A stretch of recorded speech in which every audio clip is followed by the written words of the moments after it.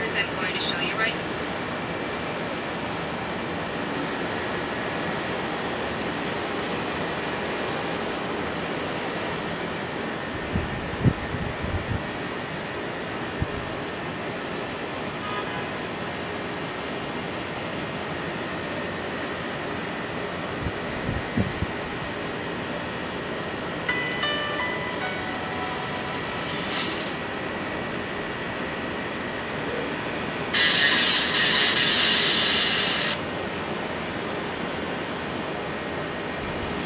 Okay, April 19th, 9 a.m. Looking out of the windows of 255 West 43rd Street, apartment 602.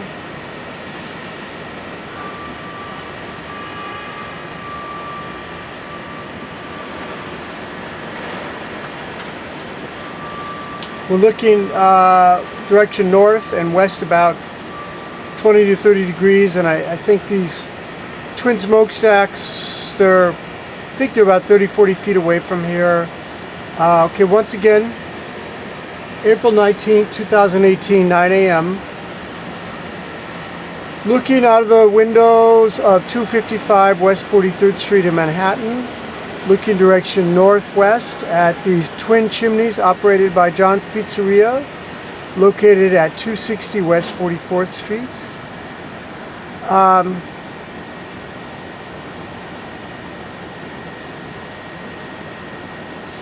My throat is so painful all the time. I don't know what to do. I don't know how the DEP can say they don't see anything. It's right here. Just show up, come at 8:45 and stay for 30 minutes. You probably have to stay only for less than that, but sometimes, sometimes it's not exactly at 8:45, sometimes it starts up at 9 or whatever. But come at 8:45 and you'll see what I'm seeing. So let's go to the Bloomberg. We got this. Okay, this is Manhattan. This is my window, my books. This is my printer. And it's the Bloomberg.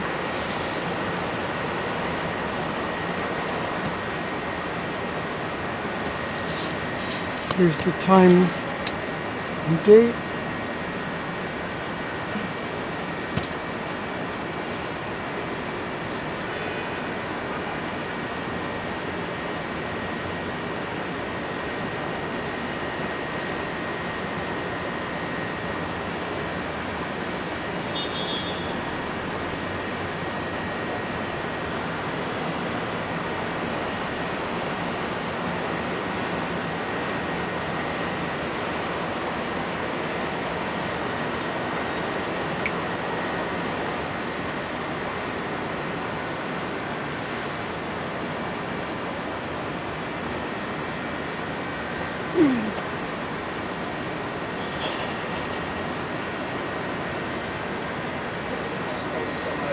Actually, gold has been among the better performers, so I wouldn't really count out the yellow metal just yet.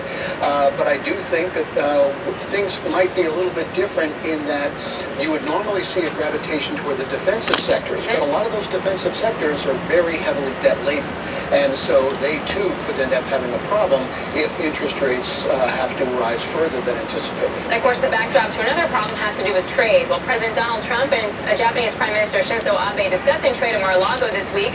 Abe saying the Trans-Pacific Partnership is best for both countries, but the president is not ready to commit to a deal. I don't want to go back into TPP, but if they offered us a deal that I can't refuse on behalf of the United States, I would do it. But I like bilateral better. I think it's better for our country. I think it's better for our workers. And I much would prefer a bilateral deal, a deal directly with Japan. Michael McKee, Bloomberg International Economics and Policy Correspondent, joins us now for the IMF meeting in Washington, D.C. It's a different tone from the last Abe-Trump meeting about a year and change ago. Yes, although nothing has changed in terms of the trade deal situation because while the president wants bilateral deals, nobody else seems to, including the Japanese. They're focused on the TPP right now. The president's been all over the lot on that, and you heard yesterday that he's not going to do it unless he gets a significantly better deal. Nobody in Washington thinks that's going to happen. They could do it, but why would anybody offer the U.S. something when the U.S. dropped out? So at this point, it seems like a non-starter, Alex. Well, there is talk that a NAFTA deal could be reached in the next few weeks. What's the latest on that? Well, in about an hour from now, the ministers from Canada and Mexico will join the U.S. Trade Representative here in Washington to continue negotiations. No more hopping around capitals. They're in what they call a permanent session right now because they think they could be close. And it may be because they're starting to feel some calendar pressure. The U.S. is negotiating under the so-called Fast Track Authority. That expires July 1st. The president has requested that it be renewed. He has to submit some reports on NAFTA by June, and Congress is getting restive about that. If he does, it'll be renewed, but then you run right into the Mexican presidential election on July 1st. How will they feel after that election? And then you get into a technical difficulty. The president would like to have NAFTA ratified, approved by this Congress, Republicans in charge. Democrats may win in November. To do that, he would have to submit the deal by late June, probably, because Congress goes out of session at the end of December, and Democrats may be in charge when it reopens in January. So a tough calendar ahead for them if they want to get something done. Watch today if they say anything about autos. That's the key stumbling block. And if they can get past that, there's a feeling they could get a deal done by the deadlines. All right, Bloomberg's Michael McKee, thank you very much. Henry, are we in a world where we're factoring in a benign trade environment, potentially not as bad as we thought? Markets priced it in? I think that's going to be more and more the focus. And let's call a spade a spade. The issue that I think we're dealing with here is really ownership of technology in China, and that's the underlying theme here. There are other trade issues, NAFTA, for example, and I think what we're going to focus on is really getting NAFTA behind us and focusing on the Chinese issue. Another thing we were just on that last segment to focus on is the TPP deal following Korea. If you think about the storyline, Trump gets a political win with Korea. Now, with that, U.S. involvement could potentially be lower in the area. Now that TPP, the timing is actually quite ironic as we're growing our debt balance and our need to issue debt. I wonder if there's a conversation with Japan, us coming back into TPP as some sort of an agreement for Japan to continue buying U.S. debt as the reserve, as a reserve currency has been pushed down a little bit. Yeah, they've been selling for about 5 months at this point. Peter, the other implication of a trade war are higher prices, and we've seen that with aluminum, steel, and now that's filtering in through sanctions as well. What's the feed through higher prices, especially oil, to consumers? And does that disrupt this rosy growth picture that everyone seems to be painting? Well, it's interesting that the Fed Beige Book came out yesterday with a surprising number of districts noting the effect of the tariffs on metals prices, steel prices. You're starting to see it in some sectors. This is not big enough to be a macro issue yet, but if we get into a tit for tat with China, if we got 150 billion covered 25% tariff, you could begin to see some real consumer price implications there. And that, I mean, interesting that Jay Powell was asked about this not long ago, and he didn't really focus on the negative growth side. He focused more on the potential price side here. So this is waiting in the wings if we go in anywhere near a trade war. It becomes an issue. And that becomes an issue because we were supposed to have that nice tax cut, and that's going to help everything, buy consumer cyclicals, you're going to want to go buy small caps, etc. Does that conversation change as the trade war issues continue to permeate?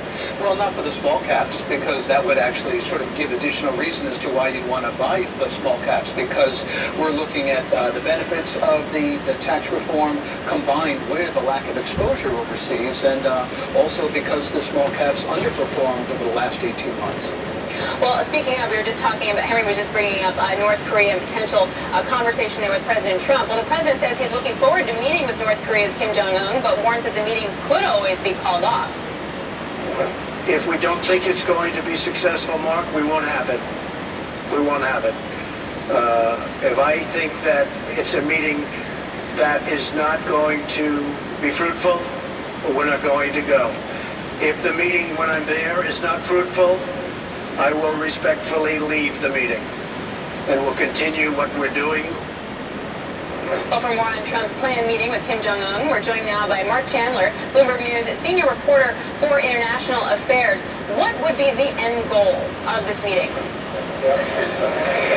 Well, the end goal, you've got to hope that on both sides, the goal is to, reduce the tensions that have built up in recent months over the nuclear program that North Korea has.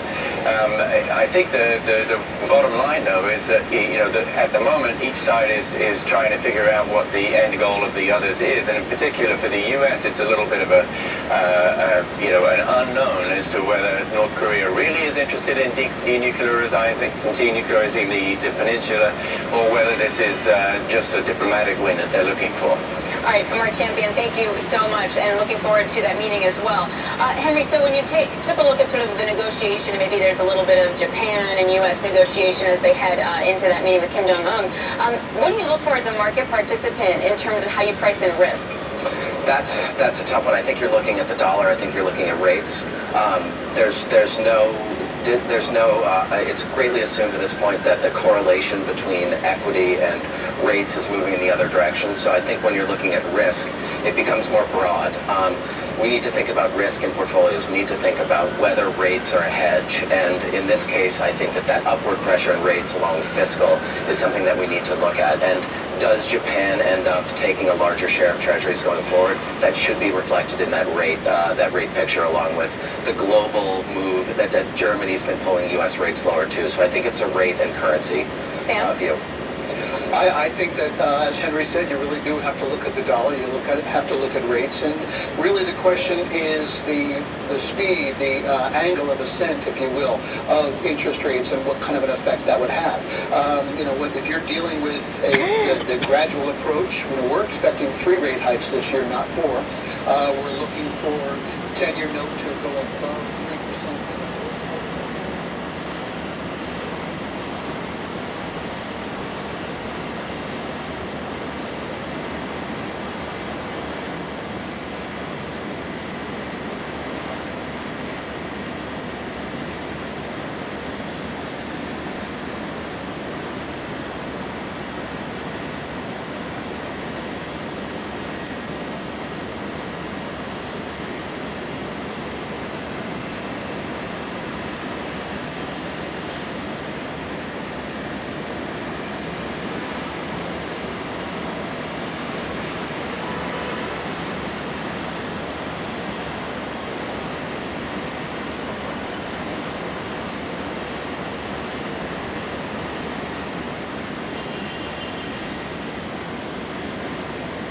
Okay, this is really hurting my throat. I have to turn this off.